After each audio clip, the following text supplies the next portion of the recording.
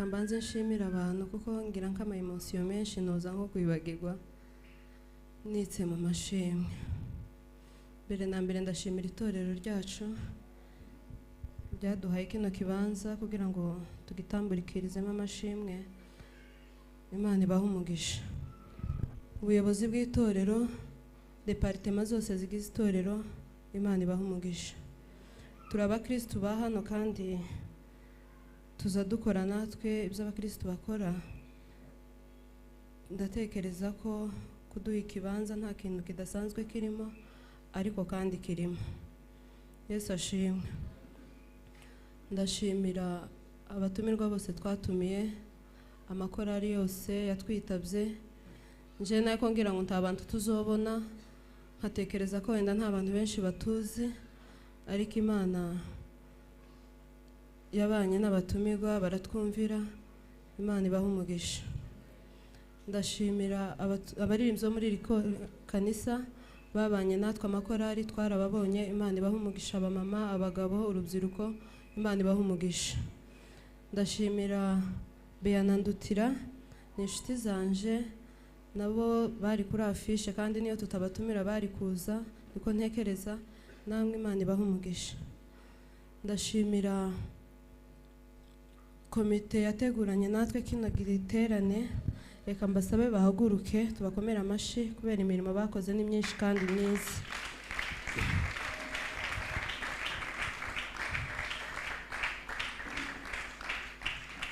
Aba nibo twateguranye igiterane, hari n'abandi bagiye baduha ibitekerezo. Turabashimiye, mwagendanye natwe, mwabanye natwe amanywa n'ijoro. Imana ya Isirayeli ibahe umugisha. Ndashimira pasiteri wacu ku giti ciwe, ni umubyeyi mwiza, mumukomera amashi.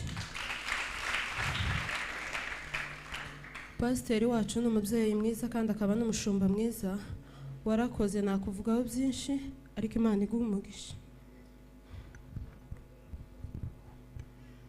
Ndashimira abatumirwa bacu, Gwerekana Kofi nabo bahaguruke tubakomera amashi.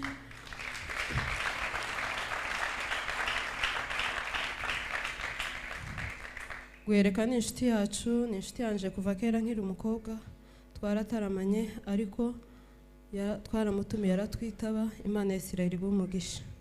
Kofi nawe tumenyanye vuba ariko tumenyana neza. Mu by'ukuri wagize neza, wanejeje imitima yacu. Muri aya mashimwe nawe harimo ukuboko kwawe. Imana iguhe umugisha. Reka nshimire Byiringiro nawe ahaguruke.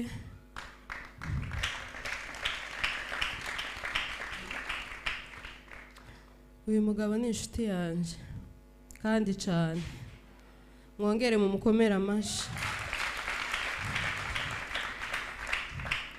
Byiringiro nawe namuvugaho byinshi, nawe twamenyanye kera imyaka myinshi ishize kandi tubana neza mu buzima bwiza bw'amasengesho. Imana imuhe umugisha. Imirimo wakoze turayizirikana kandi turi ku mutima. Uri inshuti yacu, natwe turi inshuti zawe. Imana ya Isirayeli kugirire neza. Ndashimira Perezida Ndayizeye, nawe ni inshuti yacu, nawe yabanye natwe mu buzima bw'amashimwe turi buvuge hano. Imana iguhe umugisha. Ndashimira na Pasiteri Kefa, nawe yaduhaye ibitekerezo muri iki giterane, abana natwe umunsi ku wundi. Imana iguhe umugisha n'umuryango wawe. Ndashimira ababyeyi banje kwa data bukwe, nabo baje batwitabye. Mu by'ukuri muzehe ntahari, nawe nari nkeneye nko gutambutsa amashimwe ahari.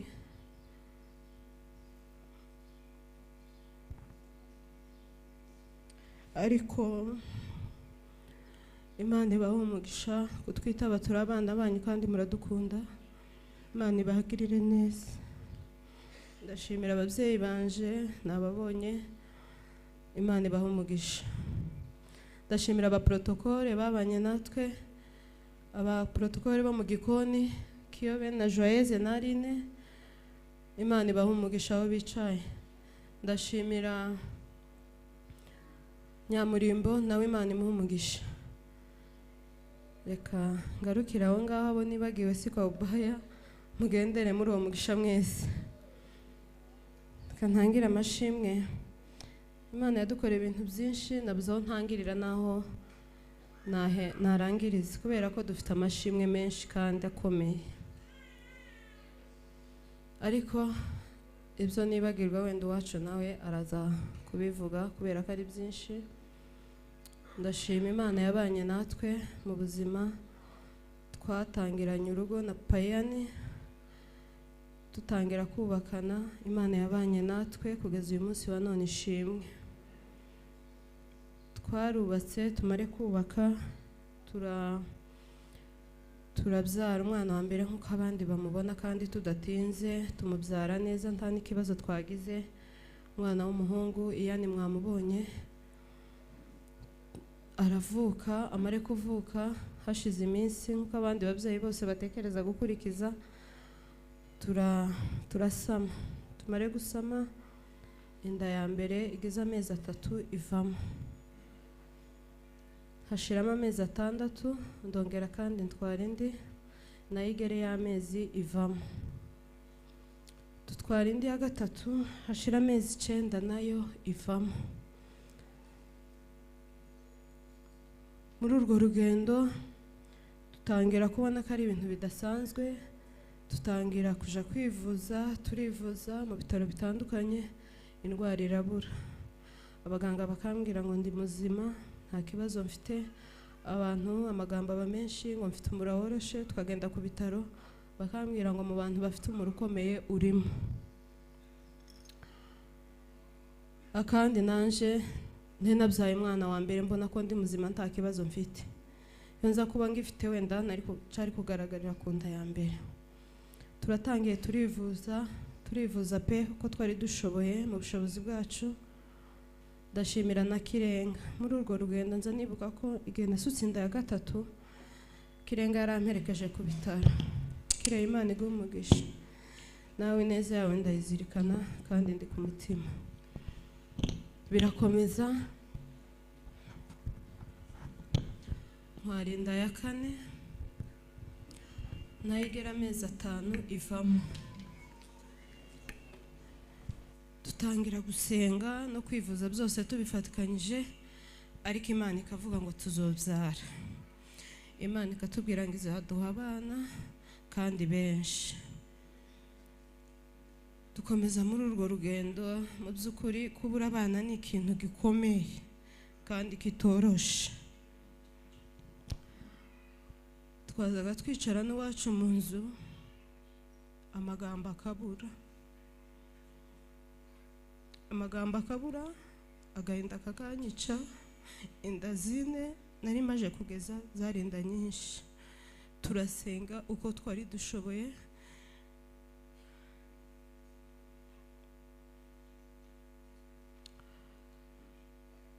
abakozi b'Imana batandukanye baradusengera. Abanyamasengesho mwabanye nanje mwese, Imana ibahe umugisha. Imana ibahe umugisha. Narababonye, nabonye ukuboko kwanyu mwakugaragaje mu kibazo canje. Imana ibagirire neza. Ndagenda ndongera kandi ndasama inda ya 5. Iyo yari nkuru, yari nk'amezi 6 hafi 7 nayo ivamo. Iwe yari umwana mukuru, naje naramubonye ari umwana w'umuhungu. Turasenga Imana, tubwira Imana ngo ibi bintu turabirambiwe.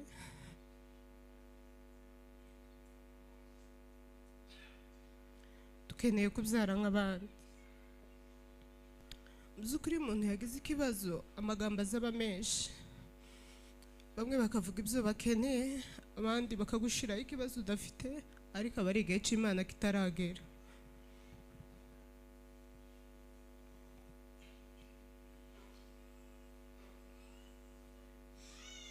Nza nibuka iyo nda ya 5 nasutse, ahantu twagiye gusengana mama hano Gidurayi. Umukozi w'Imana wari uvuye mu Rwanda witwa Nyiringangu aransengera arambwira ngo nta yindi nduzongera gusuka, kandi nubyara uzobyara neza. Kandi arambwira ngo Imana yamubwiye ngo abana bose inda zose zimaze kuvamo ngo n'abana b'abahungu. Arambwira ngo umwana uzokurikiza azaba ari umwana w'umukobwa. mutima wanje urafata uraremeka, ndongera kandi numva ngaruriwemo imbaraga mu buzima. Nazaga ngenda ariko nkumva hari ikintu mbuze. Ababyeyi bazaga babyarana mu ikanisa, bageze igihe cyo kubarikisha agahinda kakanyica. Sinazaga nkenera kumva umubyeyi ari gushima avuga ngo Imana ngo yabagiriye neza, ngo ababyeyi bose bari batwite muri iri kanisa ngo barabyaye. Mu by'ukuri yavugaga iryo jambo natekerezaga wenda ko twari dutwitiye rimwe njyewe ntabyaye. Nazaga naha ibiryo bikananira.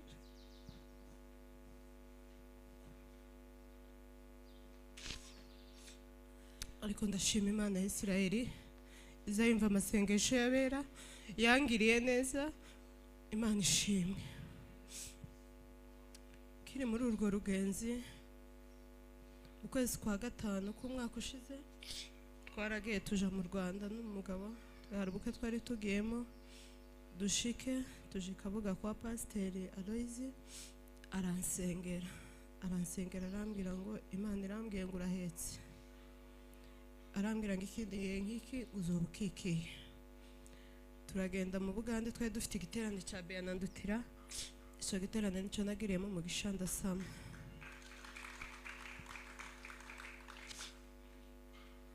Ndashimira na Apostle Nteziryayo, ntago ari hano ariko nawe yabanye nanje, yaransengeye igihe cyose namuhamagaraga, yaransengeraga. Na Pasiteri Bizimana nawe ntaho hari, Imana ibahe umugisha aho bari. Narashitse hashize nk'ukwezi kumwe nibwo namenye ko nasamye. Aho sasa niho havuye ishimwe twatekereje gushima. Indigera amezi 3 ndarwara, mfatwa n'indwara ntigeze mbona abandi bantu bose barwara. Nazaga ngira ibise nk'iby'umugore ugiye kubyara. Indi ifite amezi 3 igashaka nko kuvamo ariko bikanga. Nkaribwa tukaja ku bitaro bakampa imiti igabanya uburibwe ntigire icyo ifasha. Ndaribwa mwabantu mwe, ndaribwa cyane, umubiri wanje urababara cyane. Ababyeyi muri hano murabyumva, kugira ibise mutagiye kubyara kandi ndikiri ntoya izibabaza.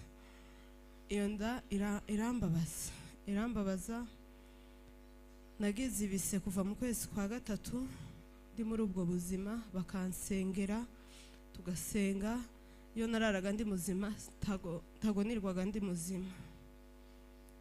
Abantu bose bazaga bangeraho ishavu rikabafata kubera uburibwe nabaga mfite. Ndaribwa nageze mva mu ikanisa, ndagenda mbuwo mu nzu kubera sinari wo kuja mu bandi bantu. Indigera amezi 7 ngifite bwa buribwe, kubera uburibwe nari naragize bwinshi, nararemerewe, umura uraturika. Nje ku bitaro barambwira ngo ibwa buribwe nagize kwa gusukuma nyine abyeyi murabyumva, nazaga nsukuma nk'umuntu ugiye kubyara. Nicyo cyatumye mu rubasitinga barawusona. Imana ingirira neza irinda uwo mwana mu nda. Ngira icyo gipasu kugeza amezi 7 kugeza umunsi nabyaye, kandi mbyara neza.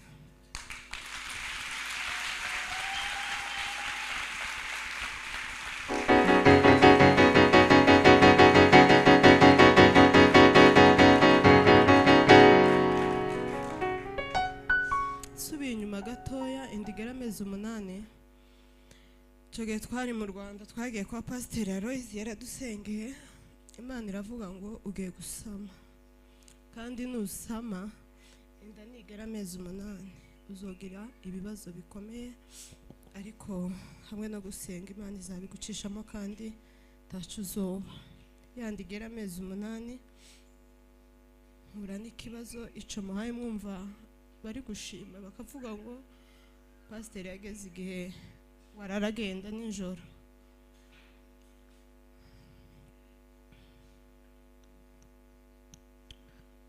Hari ku mugoroba nari nabyutse ndi muzima nk'abandi, nta kibazo mfite.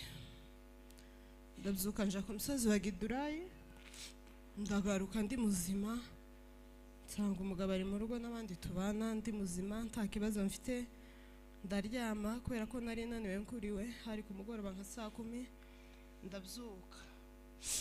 Igihe maze kubyuka hari nka 1:00 turicaye mu nzu n'umugabo tuguma kuganira bisanzwe. Nanje sinamenye uko byagenze, naho hantu naherukiye ubwenge, nagiye kumva nanje nagiye kwitera hejuru nasohotse. Ibyo byose nta makuru nabwiwe, naje sinabimenye.